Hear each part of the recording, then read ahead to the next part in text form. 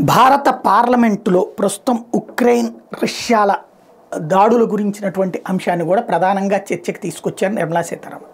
ఎందుకు అంటే ప్రపంచ ఆర్థిక వ్యవస్థ మందగమనంలో ఉంది. ఇలాంటి సంక్షోభ పరిస్థితుల్లోనే భారత ఆర్థిక వ్యవస్థ మెరుగ్గా ఉంది. ఓ పక్కన ఇజ్రాయెల్ హమాస్ వార్, ఓ పక్కన రష్యా ఉక్రెయిన్ వార్, వీటి వలన ధరలు విపరీతంగా పెరిగిపోతున్నాయి ప్రపంచం అంతా. విదేశాల్లో ఉన్నటువంటి మన మిత్రులకి చాలామందికి తెలిసినా వాళ్ళు ఇప్పుడేమి అది బయట పెట్టరు. ఉద్యోగాలు పోతున్నాయి, ఉపాధి అవకాశాలు పోతున్నాయి, కంపెనీలు మూసివేతకు గురవుతున్నాయి. పెను సంక్షోభం, ఆర్థిక సంక్షోభం అల్లాడిస్తోంది. బ్రిటన్, అమెరికా, చైనా ఈ దేశాలలో ప్రస్తుతం అతిపెద్దదైనటువంటి సంక్షోభం రన్ అవుతుంది. ఏంటది? రియల్ ఎస్టేట్ సంక్షోభం కూడా రన్ అవుతుంది. ఇళ్ళు కొనుగోళ్ళు, అమ్మకాలు మందగించిపోయినటువంటి పరిస్థితి. ఇలాంటి దశలో ప్రస్తుతం భారతదేశం మాత్రం స్థిరమైనటువంటి అభివృద్ధి సాధిస్తోంది అన్నటువంటి విషయాన్ని జాగ్రత్తగా సున్నితంగా చెప్పుకొచ్చారు నిర్మలా సీతారామన్.